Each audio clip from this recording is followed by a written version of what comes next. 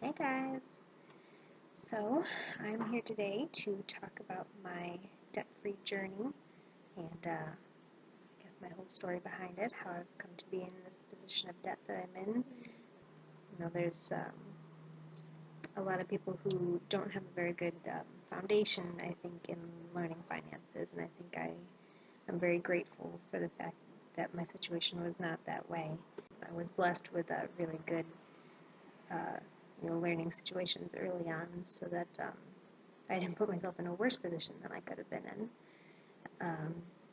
Starting out, um, my dad was always very, very good with finances, and he was pretty good with, imparting those characteristics into me, learning to work hard for the money that I make. I got my first job as early as I could, when I turned 16, when I was in high school. So I started making my own money pretty early on. When I turned 16, my father did gift me a vehicle, nothing extravagant by any means. It was very inexpensive at the time. It was only $500. So, and it didn't take me long to get tired of the vehicle. It was pretty awful. So I saved up pretty quickly while I was working, while going to school. I saved about $800, $900. We went to the repo auction and bought my first car myself. So I drove that until it died. About 4 years I got out of that car. And that took me into when I started back to college. Shortly after I started college, I did actually purchase my first vehicle with a loan. It was my first and last car loan, so I am grateful that I haven't made that mistake since.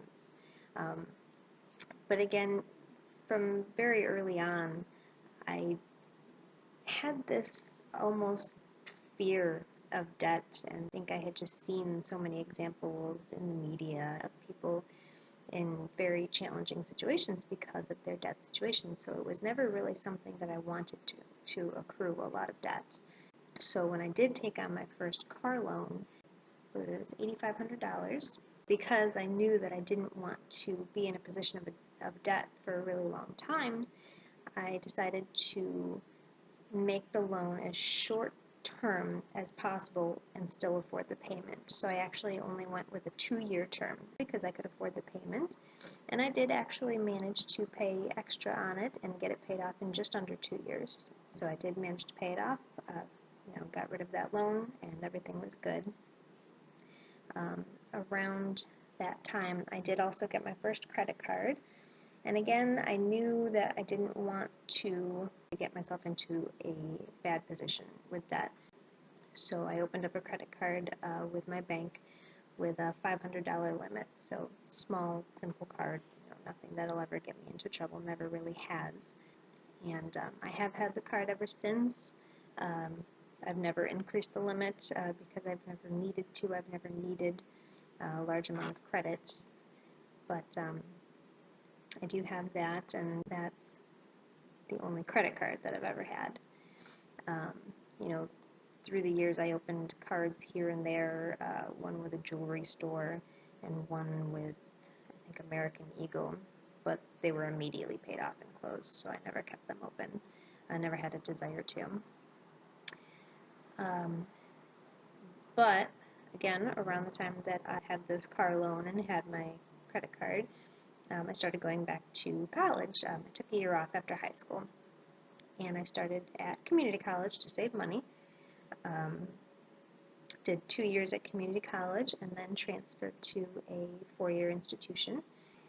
And I learned that they offered a program offering a master's degree. If you stayed on for the additional year, you did all master's courses. So instead of spending 2 years getting your master's, you could get it in one. I thought that would be a great idea. So I decided to stay the extra year and get my master's. I thought it was going to be a good deal financially. So I was in college for 5 years, got a bachelor's in accounting and a master's in business administration. financed it the whole way through by taking out loans. My plan was to then, get a job in accounting and pay them off rather quickly. And it started off good. I had a job lined up at the very end of my last year in college in the accounting field. I was making, good money to start. So I did actually start paying off a fair amount of those loans. I don't have the exact number of debt that I was in for student loans when I got out of college, but it was somewhere around $72,000 for 5 years. So it sounds pretty rough. It could have been worse. For 5 years, it is what it is. While working my first accounting job, I did start to make some headway. I knew, I had a plan. I was going to fast track my student loans. I wanted to pay them down as quickly as possible. So I actually started by paying off the smallest of the loans. I got all the information together, all my student loan debt information, and started by paying off some of the small loans, and I added them up recently, and it was about $9,000 that I was able to pay off in a fairly short period of time, just a couple of months working at my first accounting job. So I did make some really good headway and knocked that number down. So fast forward, my husband and I, we got engaged and we bought a house. The reason that I wanted the house is probably not the best, and it probably wasn't the smartest financial decision that I made, but I wanted our wedding to be debt-free, and I wanted to host the wedding at home. So I wanted some place with some space and some privacy. So we looked around and we found our home here. That is a very quiet area. It was a great price for the amount of space. I think we have just shy of 1,700 square foot ranch house on 1 acre of land, and we got it for about $80,000 with the closing costs rolled in with an FHA mortgage. So we were able to not accrue any debt for our wedding. It was very small, very simple in the backyard, but we did jump into the house pretty early, and I still wonder if it was the best financial decision, but the mortgage is reasonable. The cost of the mortgage for a 30-year is only, $720 now per month, whereas our rent for a 2-bedroom apartment was in the high 600s and looking to continue rising. So, the cost of our housing is reasonable. But my mindset has changed, and I'll probably discuss that in other videos going forward. But once we got the house, we wanted to do some renovations. It needed a facelift, so we opened up a Lowe's card in order to buy a bunch of things that the house needed. That is still open to this day. RJ pays that every month, and he is paying extra to it on the principal every month. I don't know if he's quite prepared to close it if we can get it completely paid off. It's not in our debt-free planning at this time, but we are doing our best not to use it anymore. I think the balance for that is just under $3,000 right now. Then, not long after the wedding, approximately 9 months after the wedding, we had our son, and wound up in a position where there was still a significant amount of medical bills after that. So, and I wasn't able to work, full-time 9 to 5 like I had been before, so that changed my working abilities. So I did find a job shortly before we got married, working where my primary job is now. So the emergency vet that I work at now gives me a lot of flexibility in hours, so that I don't have to worry about daycare. And I've always had a side job, but especially since we had our son, that helped to I was still paying all my minimum payments on the student loans that were left that I hadn't paid off early on. So I think I mentioned in one of my budget videos, I paid the minimum payments for nearly 5 years. So after we had my son, we had some medical bills, and it seemed like for a while there was always something to be paying on that discouraged me. And at one point it was medical bills after having our son. A couple years after that, I got sick and I wound up with a bunch of medical bills. And then within the last year and a half, I'll say, maybe almost 2 years, we just got tired of it all. We felt like all we were doing was working just to pay the bills, and we just didn't feel like we were ever really getting ahead.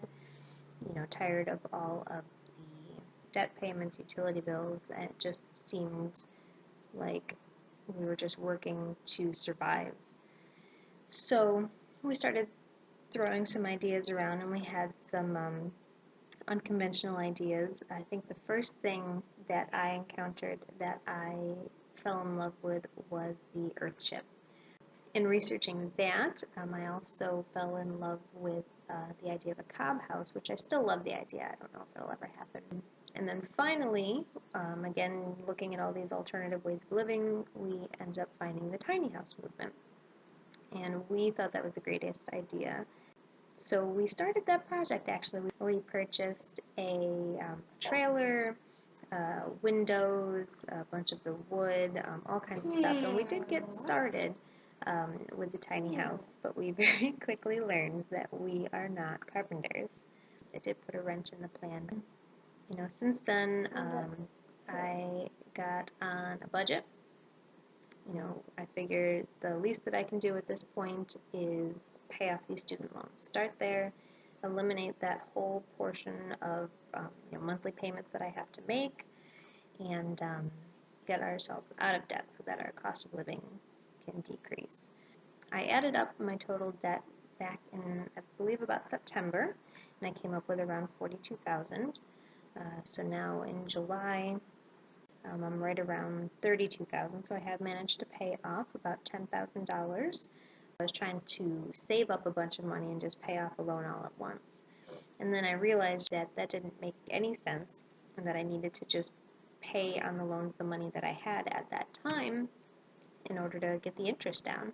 So I started doing that very haphazardly, I guess, back in this past fall. So it wasn't until February that I finally got myself a written budget. And just like Dave Ramsey said, I instantly got a raise. And, all this money was all of a sudden available once I could see it. I could see where everything was going. And so I was able to start making regular principal payments on my student loans. And I managed to pay off 3 in the last 5 months. So eliminated all those minimum payments, which is awesome. I'm now saving $135 in minimum payments. So that was a big help there. So at this point, we are setting up to get all the debt paid off. And then we're looking at other ways of living. We're kind of in love right now with van life and that whole genre, I suppose, of living as simply as possible, getting to travel all the time, having no real housing costs, utility costs. So we're considering our options. Obviously, things have changed. We've made a number of different plans in the past, and they've all changed. So that is our plan right now. I'm at just under $32,000 in student loan debt. So that's where we're at right now. Hopefully this video wasn't too haphazard. But if you have any questions, if anything wasn't clear, just leave them down in the comments below, and I would love to talk to you guys more about it. So thanks so much for watching, and I'll see you next time.